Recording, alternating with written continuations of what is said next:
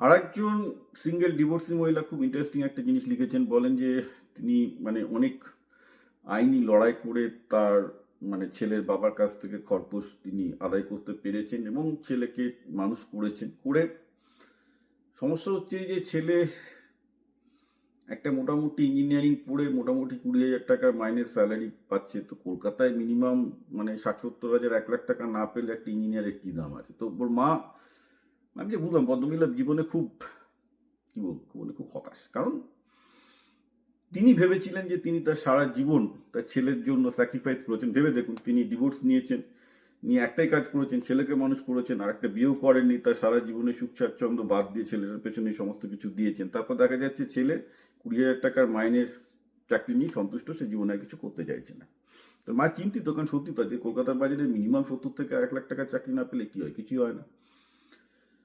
So দোষটা কিন্তু মহিলার দোষ এখানটাতেই যে তিনি ছেলেটাকে যেহেতু ভেবেছিলেন যে তার বাবার সাথে তার ডিভোর্স হয়ে গেছে, একটু আমি পেটি শিওর তিনি একটু অপরাধবোধে ভুগতেন এবং অপরাধবোধে ভোগার জন্য ছেলেটা যখন যা চেয়েছে দিয়েছেন। এটা হয়, যেসব মেয়েরা একটু সিঙ্গেল মম হয়ে যায় তারা তখন কি করে যে নিজের একটু অপরাধবোধে ভোগে, যে ভাবে যে বোধ হয় যে ছেলে আমাকে দোষ দেবে যে বাবার সাথে কেন হলো, কেন তোকে আমি বাবা দিতে পারিনি, এরকম অনেকগুলো মেন্টাল কমপ্লেক্স তৈরি হয়। তখন মায়েরা কি করে, ছেলেদেরকে আরও বেশি লাই দিতে শুরু করে।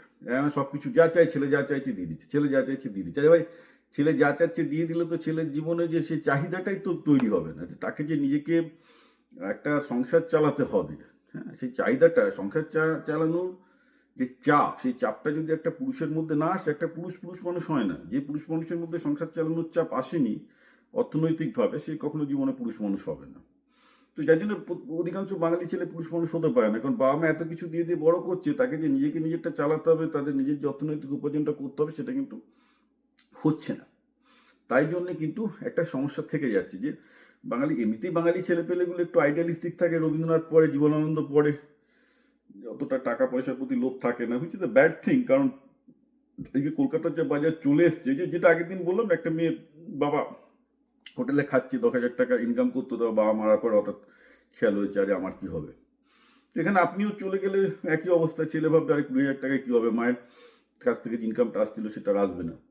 তো আপনার ছেলেকে ধরে ধরে বোঝাতে হবে, বাইরে পাঠাতে হবে, আপনার ছেলের সাথে বিচ্ছেদ করতে হবে যে না তুই অন্য জায়গায় গিয়ে ইনকাম কর, ব্যাঙ্গালোরে পুনেতে পাঠিয়ে দিয়ে ইনকাম করা স্টার্ট করান। আদারওয়াইজ এর কোনো সলিউশন নেই, কাছে থাকলে কোনো মানুষ হবে না।